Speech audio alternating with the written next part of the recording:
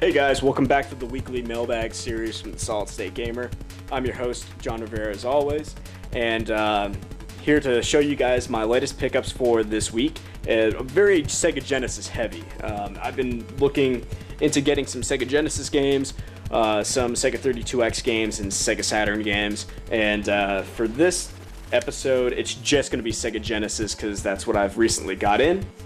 And just going to start off with Virtua Racing.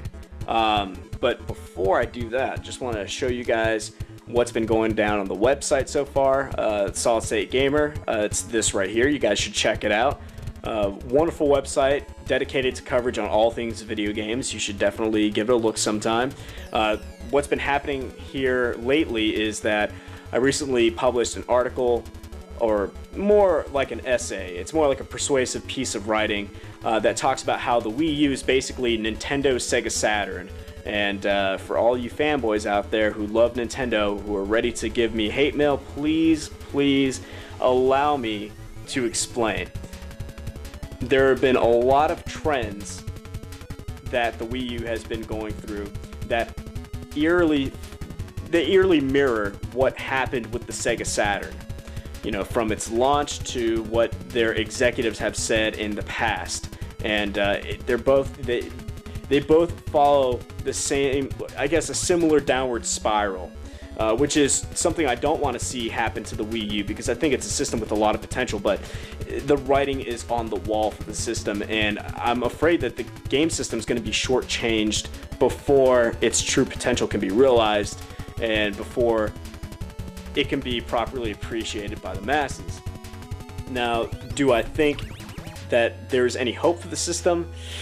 Sadly, no.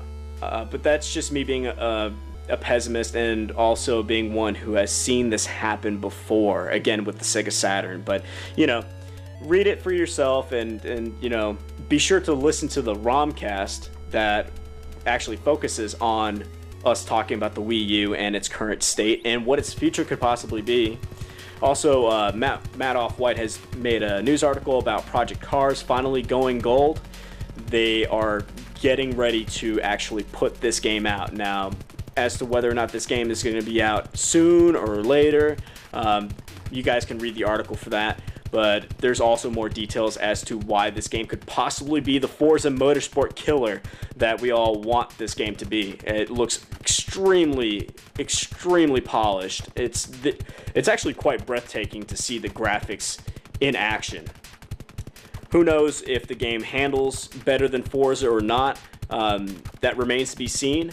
Only until we get our hands on it can we really know for sure, but it's definitely looking like it's shaping up to be a stellar racing experience that could very well, I mean, rock the industry. It's crazy. Also, another game that could very well shape the industry is No Man's Sky. It's a game being developed by Hello Games, co-founded by Sean Murray, who was previously of Criterion of the Burnout series. And he's been working on this game for like the last 2.5 years, and it is a procedurally generated spaceflight combat sim game that with a focus on exploration and discovery. And I'm not gonna lie, guys, I watched this trailer, and actually I watched the E3 2014 trailer, and I actually got misty-eyed watching the trailer. And there have been only a few games in my gaming life that have actually racked me with that reaction. You know, I've only reacted like that a couple times, or maybe a handful of times in my entire lifetime with games. So the fact that this game is actually able to provoke that sort of reaction for me is actually, it's telling. And I think that this game has quite a future ahead of it. And we're not really sure when it's going to come out in 2015. All we know is that sometime in 2015, this game will see the light of day. But, you know, hopefully we'll get something more concrete in the months to come. But as of right now, we will just be having to wait. So, oh well. Also, Mr. Off-White and Nathan Van Dyke, our resident news guy, shed some light on the whole Steam paid mods marketplace debacle and what had happened, what is happening and what is going to happen with this, I guess, marketplace system provided by Steam. Gabe Newell has already been talking to fans of the game Skyrim, kind of one of the kernels, or I guess the germs of this marketplace system. And to find out what happens next, just read the article. It's all laid out. There's actually been an update to this. I haven't read it yet. I've just been busy with stuff, but definitely take a look at that. It's definitely big news in terms of I guess industry business tactics and stuff in that realm.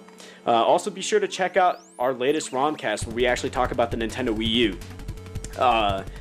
I'm going to be referencing my essay quite a bit, so for those of you guys who do not want to read my essay, heaven forbid anyone has to read anything, they can always listen to our roundtable discussion with returning guest Leo Melikov from GamingVault.com.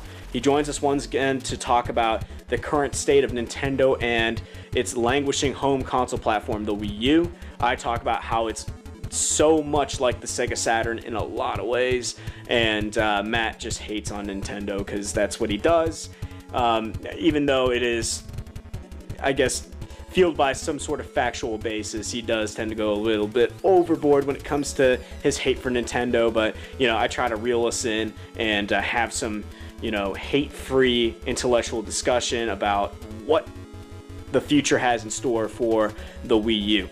Anyway, that aside, Virtua Racing, the first game I picked up. Now, first problem with this, it's kind of beat up. Yeah, the sheet of plastic that is supposed to be contained, I guess, holding the art in is non-existent, so I'll have to fix that at some point. And you guys might be wondering why I didn't just switch out the game case. Well, I'll show you the reason why. Well, the game itself is a proprietary form factor, and the reason for that is that it contains an SVP, basically the Sega's equivalent to the Super Effects microchip, which facilitates the mathematics needed for the rendering of flat-shaded polygonal 3D graphics. And that's why the cartridge is so big, and that's also why the game itself needs a proprietary form factor clamshell enclosure to contain the game. And this cartridge is hard to get in. And of course we got the manual right here, looking very much like the same treatment given to 32X games, the very much black and white covers for the manual documentations. And I actually got this game really cheap.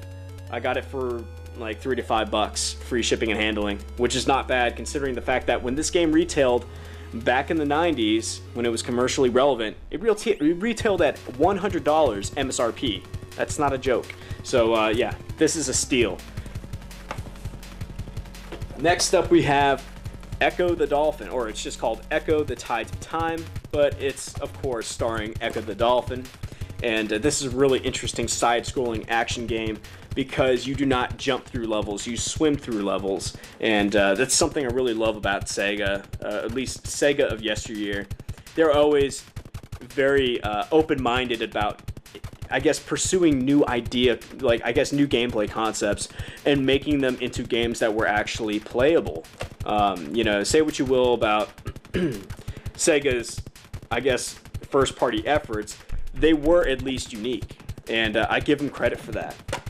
Unfortunately, there's no manual for this game, though I got this game for like $6, I believe. Yeah, I got it for $6, free shipping and handling again. So that's not terrible. I could have done better. I'll have to hunt for the manual for this game, and also for this game, Sonic the Hedgehog 2. This was actually the packed-in, not for resale version that was, I guess, bundled with the Sega Genesis 2.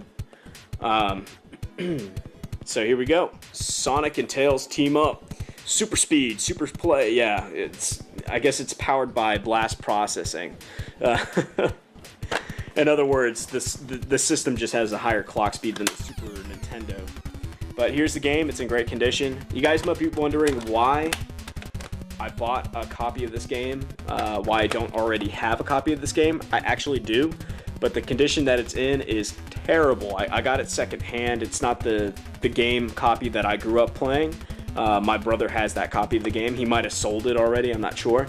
But I wanted to get a better condition copy for my own, and I finally have it. It even has the little perforation right here where it would hang on the store shelf.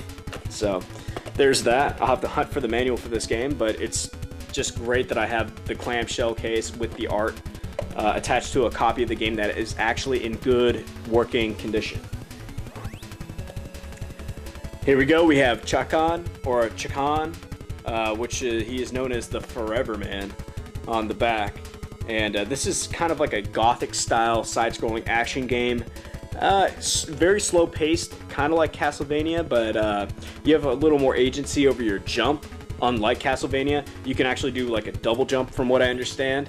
And this game is actually really, really difficult. And I've always been interested in the game, but I've never really given the game a shot. So this will be that shot. So unfortunately, another game without the manual. Like I said, I'll have to hunt around for these manuals. And here's an opposite situation. Actually, by the way, I got this game for $8, which actually for this game's kind of expensive. So $8 is not really that much of a big deal. So, but this game personally is a big deal for me. It is Greendog, the beach surfer dude. And unfortunately, no cover art. Something I'll have to hunt for or just scan and print out on the internet to fill this thing out and make it complete. But yeah, Greendog. For those of you guys who do not know what this game is, Greendog was actually an early attempt by Sega to create a mascot franchise. Yeah, this is actually a Sega original production. And people always say, like, you know, where are Sega's mascots and stuff like that? Well, hardware isn't just the one thing that Sega would abandon quickly. They would also abandon some of their flagship franchise characters very quickly. For example, Alex Kidd, the Monkey Boy in Miracle World and Ninja World and High Tech World. He was abandoned after like a few games and stuff. And wasn't really given the chance to be a household name like Mario ended up being. Same thing goes for Opa Opa. He was never really given that chance, or she. I think it's a mono-gendered character. I'm not sure, but it's like an egg-shaped ship with wings. You know, also dude from Altered Beast or Harrier from the Space Harrier series. I mean, they had opportunities to be big household names, and you know, franchise characters that carried the Sega name, but I think Sega just abandoned them all too quickly. And Greendog is another example of that. I mean, this game is actually pretty important as far as my nostalgia goes. I remember playing this game quite religiously with a buddy of mine named Aaron Page. So Aaron Page, if you're out there, hopefully you see this video and you remember the fact that we would play this game at your house. That was right down the street from my place, and we would hook up the Genesis and play this title. And I thought it was really cool because this game is set in the Caribbean, which is where I'm from, being from Puerto Rico. So the soundtrack is Caribbean themed, and a lot of the enemies that you face in the game are kind of Caribbean themed. So the locale is actually pretty cool, and all the aesthetics, including the music, really complement that setting. And I think that's one of the reasons why I thought it was so interesting. But unfortunately, this was a game, like I said, and franchise that Sega abandoned all too soon. So hopefully one of these days I'll do a quick look on Greendog, because I think it deserves a little more attention than it ended up getting. So, but you know, we'll see what the future holds. As for now, that pretty much concludes this episode of the Weekly Mailbag series. As always, I'm your host, John Rivera, saying thank you guys for watching. If you guys have any comments or suggestions or just some basic criticisms, be sure to comment below this video in the YouTube page. Also, be sure to comment on the actual post that I do on the Solid State Gamer, and be sure to check out all the content that we have available. We already have quite a few videos available on various games, probably games you've never heard of, so we might actually pique your interest in a retro game that you're not really familiar with. And it might provoke you to actually go out and pick up a copy and see what all the hype is about. So, also be sure to listen to the ROMcast, where we give our opinions and our colorful commentary on the subjects that we cover in our written articles. as well as our video uploads and stuff. And yeah, stay tuned for more updates, this being one of them. And look forward to another weekly Mailbag episode very, very soon. I am looking forward to getting a couple of Sega Saturn games and 32X games that I've been highly anticipating. So, and one of them is extremely rare. So stay tuned for that. And thanks again for watching. I'll see you guys next time.